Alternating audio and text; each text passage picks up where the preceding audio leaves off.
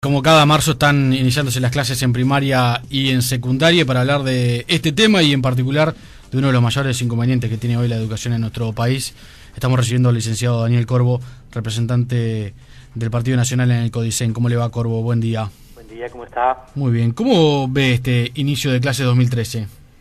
Bueno, como una película repetida, ¿verdad? A ver. Donde normalmente se generan circunstancias, ¿verdad?, que van a impedir que hoy, por ejemplo, los escolares en muchas escuelas no tengan clase, y entonces esto otra vez vuelve a perjudicar la imagen de la educación pública, vuelve a perjudicar el derecho de los escolares y de sus familias a recibir normalmente clases cuando recién se inicia, ¿verdad?, cuando recién el proceso va a dar sus primeros pasos. No parece justificada una decisión como la tomada por el sindicato ADEMO en este caso, porque en general la plataforma es fundamentalmente de carácter salarial, de reivindicación salarial, lo cual es muy legítimo, pero no nos parece que este sea el camino más adecuado. Hay otras formas de explicar, justificar, precisamente siendo maestros, siendo educadores, tiene una gran capacidad, yo diría, para la sociedad explicar los motivos de una reivindicación sin tener que apelar a este mecanismo que deja sin clases a los niños, y sobre todo a los niños y los trabajadores, a los niños de los sectores más pobres, a los niños de aquellos que no pueden pagar otro tipo de educación, porque quien puede pagarla y recurre a la educación privada sí tiene garantizado este derecho, digamos, a que hoy tenga clase, por ejemplo, ¿verdad? Y bueno, reivindicación salarial, yo decía, no tiene en este momento una justificación para una medida de esta naturaleza, cuando recién la rendición de cuentas se va a empezar a discutir en el mes de junio, y cuando a su vez estos sindicatos que hacen este paro, digamos, han suscrito, han firmado un convenio salarial, digamos, que fue luego traducido digamos, en una ley presupuestal que tiene aumentos salariales por encima de la inflación previstos para cada año, inclusive este año y el año siguiente, 2014. Pero como ya esta inquietud estaba instalada, la ANEP había presentado en la última rendición de cuentas del año pasado una iniciativa por la cual el aumento del año 2014 se aceleraba o se, digamos, adelantaba a 2013. El Parlamento no aprobó ese criterio de adelantamiento, ese aceleramiento de la mejora salarial, digamos, pero la ANEP igual tenía recursos de un fondo de inasistencias como para cubrir un año del adelantamiento, porque a partir del 2014 eso está cubierto a través de presupuesto, digamos, y se otorgó ese adelantamiento de la mejora salarial que ya se cobró en el mes de febrero, porque empezó a regir el 1 de enero. Entonces creo que ha habido sensibilidad a las autoridades en este campo, ha habido la mejor disposición a, digamos, a atender esta demanda, y en este momento no creo que se justifique entonces una medida de esta naturaleza. Licenciado, uno de los problemas estructurales que tiene la educación pública en nuestro país es el de la repetición. Fundamentalmente afecta este fenómeno a secundaria, pero obviamente las bases de la enseñanza se generan en primaria.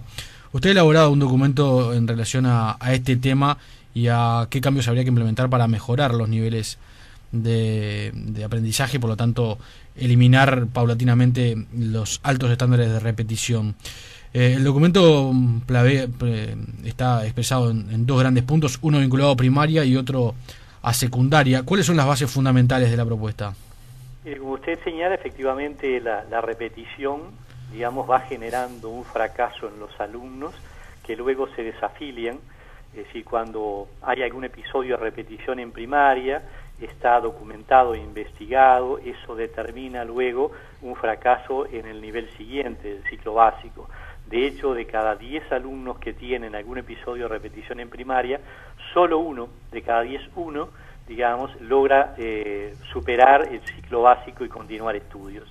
De manera que eso nos preocupa muchísimo. También, obviamente, los indicadores de repetición en secundaria, que hoy están en el orden promedio del 30%, pero que en Montevideo están encima del 40%, en primer año están del ciclo básico están en un 43%. Eso implica un fracaso generalizado del sistema. Pero como usted bien decía, el tema no empieza secundaria, sino que empieza con formaciones débiles en primaria, fundamentalmente la adquisición de lo que se llamaría el conjunto de la alfabetización, que luego, digamos, es un factor que incide en la dificultad para poder estar a la altura de los requerimientos del ciclo básico. Sí, y ese problema ya no le compete al CODICEN, pero en la universidad también hay varias facultades que han expresado los problemas graves que tienen en los primeros años, porque reciben alumnos que no están preparados para iniciar primer año de facultad, ¿no? Efectivamente, como los problemas no se abordan adecuadamente, se van continuando en el tiempo, ¿verdad? Es una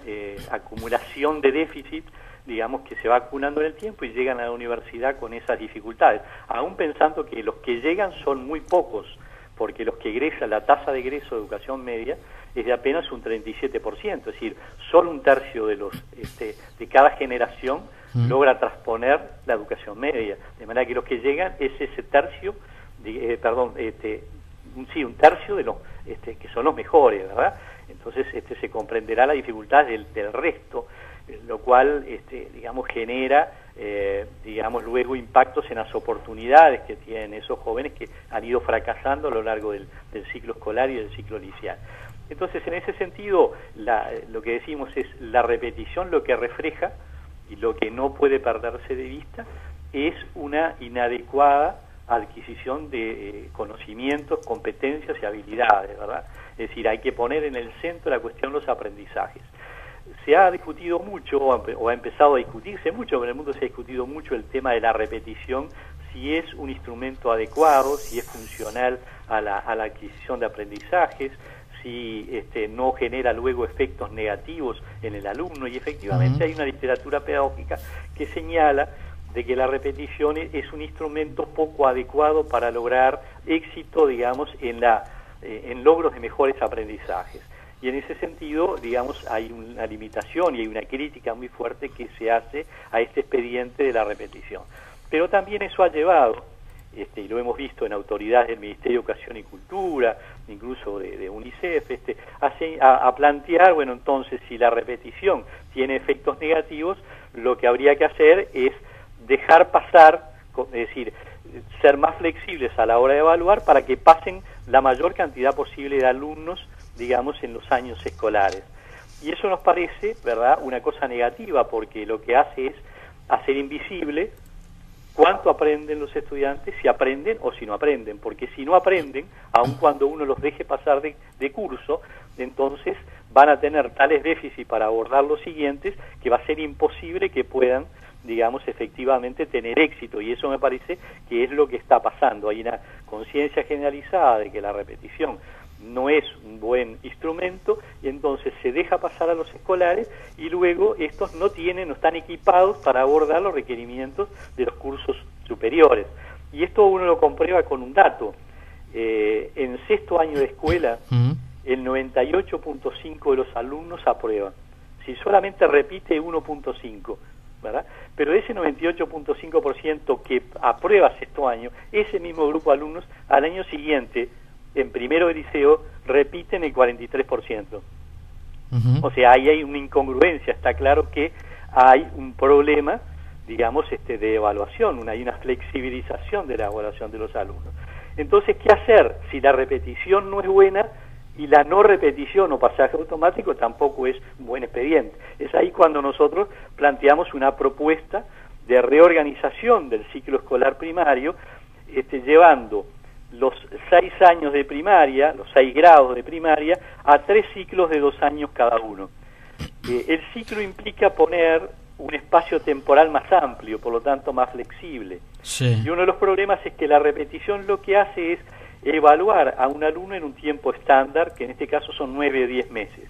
Y muchas veces, y ocurre fundamentalmente en el pasaje de primero a segundo año, la maduración del alumno, el desarrollo cognitivo del alumno, digamos, hace que en ese tiempo haya una parte de los alumnos que no logre alcanzar la meta, digamos, de aprendizaje. Pero si uno le diera 2, 3, 4 meses más, estos alumnos alcanzarían esa meta.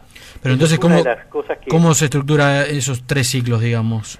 ¿A qué se le llaman 3 ciclos, digamos? Sí, esos 3 ciclos lo que permitiría es, en primer año de cada ciclo, tener una evaluación del alumno, y aquellos alumnos que muestran problemas para alcanzar los aprendizajes requeridos, serían objeto, digamos, de un programa específico, enriquecido, un apoyo, digamos, personalizado a esos alumnos, digamos, para que logren adquirir esos aprendizajes donde están presentando problemas, ¿verdad?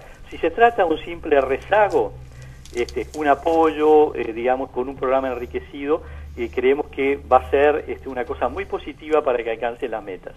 Si se trata de alumnos que presentan dificultades de aprendizaje, supongamos una dislexia, una disgrafía, etcétera, etcétera, entonces allí lo que planteamos es que tenga un diagnóstico psicopedagógico que permita determinar, bueno, ¿dónde está el problema de este alumno? ¿Qué cosa le impide alcanzar los aprendizajes requeridos? ¿Qué factores juegan para que no pueda aprender?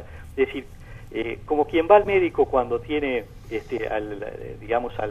lo aqueja alguna enfermedad, algún malestar, digamos, lo primero que hace el médico antes de recetar un medicamento es tratar de diagnosticar adecuadamente cuál es el problema del paciente, y en función de ese diagnóstico es que determina una terapéutica y una medicación. Eso sería en el primer ciclo. ¿Y el segundo? No, esto se repetiría en todos los ciclos.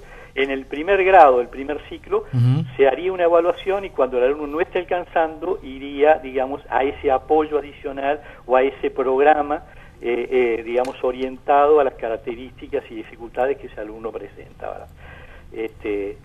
Eso, es decir, el primer año permite desarrollar un trabajo con el alumno, evaluar cuando el alumno no está alcanzando la meta, pasaría a ese apoyo enriquecido. La otra idea es que en el primer año de cada ciclo, el maestro que tiene en ese primer año pasa al segundo año del ciclo con el alumno, y al año siguiente vuelve al primer año del ciclo. De ese modo, digamos, el conocimiento en profundidad del maestro sobre el grupo de alumnos, los vínculos que logra establecer con ellos, y con la familia, digamos, la idea es aprovecharlos el año siguiente para continuar el trabajo. Entonces, en este horizonte, el maestro va a estar 2 años temporalmente, habrá temporalmente 2 años con el grupo de alumnos, de manera que aquel alumno que presenta rezagos, el maestro ya va a tener un programa y va a continuar trabajando ese programa con el alumno, ¿verdad? Creemos que eso puede ser una alternativa bien importante para que se alcance la meta de aprendizaje. Luego planteamos 2 cosas más que nos parece fundamentales. La primera de ellas, nosotros tenemos programas, en general, tenemos programas muy abultados. Yo hablo de programas engordados porque ocurre, y especialmente en lo escolar lo apreciamos, que hay muchas demandas de la sociedad en la formación de los escolares. Por ejemplo, aparece el dengue y hay que trabajar ese tema. Hay accidentes de tránsito, entonces hay que trabajar con educación vial. Y así hay muchos requerimientos de orden social, por ejemplo, asistencial, y de alguna manera se pierde la centralidad de lo que es la función de primaria, que es alfabetizar, que son los aprendizajes. Entonces, lo que planteamos es que las autoridades de primaria deben realizar dentro del programa una jerarquización que permita identificar cuáles son los aprendizajes fundamentales que todo alumno de toda condición debe alcanzar necesariamente. Y acá usamos, de alguna manera, un criterio que en su momento primariamente explicitó Bas Ferreira, y es: todos los alumnos en una política cultural del Estado tienen que alcanzar determinado nivel de aprendizaje, todos, ¿verdad? Y esa es la meta fundamental con la cual tiene que trabajar la escuela. Una vez alcanzada esa meta, que son los aprendizajes fundamentales que tiene que tener un alumno para luego continuar estudios, para funcionar socialmente, etcétera, etcétera, hay que llevar a cada alumno lo más arriba que pueda según sus potencialidades. ¿Se acuerdan? Son 2 principios distintos. Uno es: todos tienen que alcanzar esa meta básica. Una vez alcanzada, un elemento de estímulo para que lleguen lo más alto posible cada alumno, pero según sus potencialidades. Y allí unos llegarán seguramente más alto y otros menos alto. Pero lo que es claro es que la meta fundamental de aprendizaje la tienen que alcanzar todos. Bien. Esto lo que permite es, dentro de todas las cosas, actividades previstas en un programa, es centrar el esfuerzo, el objetivo, la energía en aquello que es absolutamente fundamental, básico, el núcleo duro, digamos así, del aprendizaje que tienen que alcanzar. Y eso permite centrar nuevamente el aprendizaje, ¿verdad? Eso nos parece una cuestión bien fundamental. Así que este es un poco el plan, ¿verdad? Es lograr un espacio más flexible, temporal, que permita una trayectoria más extensa del maestro con su grupo de clase y al mismo tiempo aprovechar esa extensión del tiempo para introducir un elemento, digamos, de enriquecimiento y de apoyo personalizado, con programas específicos adaptados a las realidades y los problemas de cada alumno, de aquellos que muestran rezagos o dificultad de aprendizaje. Todo eso está vinculado a primaria, y en el caso de secundaria. En el caso de secundaria nosotros estamos planteando la necesidad, digamos, por un lado, de cambiar un plan de estudios como el plan 2006, que tiene un número excesivo de asignaturas. Ahí hay un puente roto entre primaria y secundaria.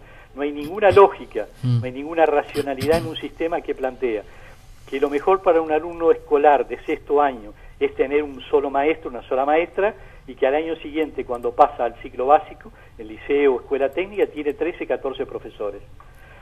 ¿Verdad? Que pasa de un centro educativo pequeño o mediano, como son las escuelas, donde hoy el promedio de alumnos por grupo es de 23 alumnos por grupo, ese es el promedio de los grupos escolares, a instituciones enormes, de gran tamaño muchas veces, grandes como una ciudad, digamos, donde tienen, digamos, 45 minutos con cada docente, y cada 45 minutos toca un timbre y cambia el docente que tiene. Eso genera una despersonalización absolutamente de la tarea. Luego la inestabilidad que tienen los cuerpos docentes en secundaria es un factor que contraviene la posibilidad de desarrollar un proyecto educativo, un proyecto institucional, un proyecto de centro educativo. Esto de que todos los años, ¿verdad?, la educación media realiza elecciones de horas docentes, además de exigir un esfuerzo impresionante a la administración, lo que hace es cada año arma, digamos, los colectivos docentes, y al terminar el año los desarma y en febrero los vuelve a armar. Esto, digamos, no tiene ninguna lógica, no hay ningún organismo del Estado que haga una cosa así. Imagínense usted lo que sería si, por ejemplo, el Ministerio del Interior convocara todos los años a sus agentes, a sus comisarios, a sus oficiales, y le dijera: elijan dónde van a trabajar, en qué turno, y además pueden trabajar en 2 o 3 comisarías, como pasa, digamos, con los liceos. Eso generaría una desorganización. No hay ningún organismo aquí ni en el mundo que haga esto de todos los años operar una elección, ¿verdad? Y esto hace que roten permanentemente los profesores cambiando de liceo, ¿verdad? Hay una parte del conjunto, un porcentaje del conjunto de profesores que cambia permanentemente todos los años de liceo. Por lo tanto, como cambia, no tiene la posibilidad de desarrollar un compromiso con esa institución, un conocimiento a fondo con esa institución y con los alumnos de esa institución. Entonces lo que hay que hacer es generar una estabilidad a los cuerpos docentes, ¿verdad? Generar también la concentración de las horas en una sola institución, es decir, salir de esto que es la dispersión de las horas de un docente en distintas instituciones. Por lo tanto funciona, como se ha llamado, una suerte de profesor taxi, que va corriendo de un centro a otro y que siempre va de salida y no puede escuchar a los alumnos.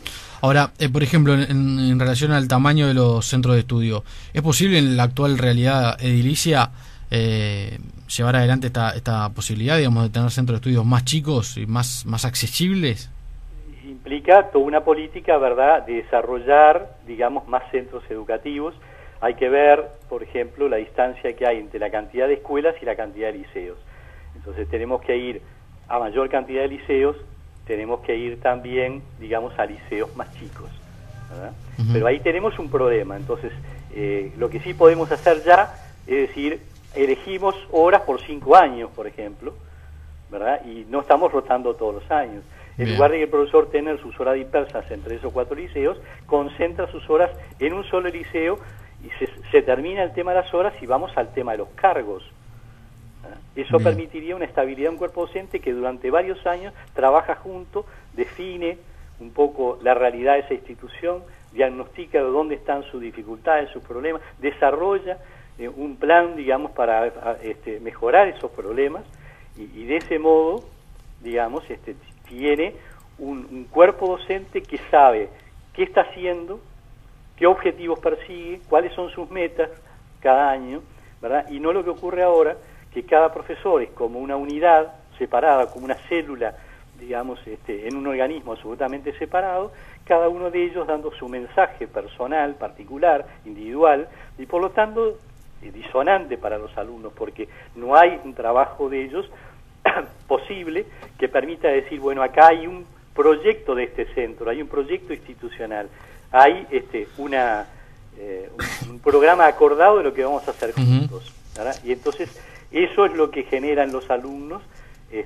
una idea de una fragmentación de asignaturas, de fragmentación de mensajes, y por lo tanto hay una diferencia muy grande entre aquel lugar de la escuela cuidado, vincularmente muy fuerte, con gran conocimiento por el maestro y el maestro de ellos, un lugar de contención, a un lugar despersonalizado donde navega en un centro educativo muchas veces enorme, sí, y donde recibe mensajes disonantes, digamos, de los docentes, ¿verdad? Hay que empezar de alguna manera por ahí, por dar estabilidad a los cuerpos docentes y por generar una institución que, trabajando sobre sí misma, desarrolla un proyecto institucional propio.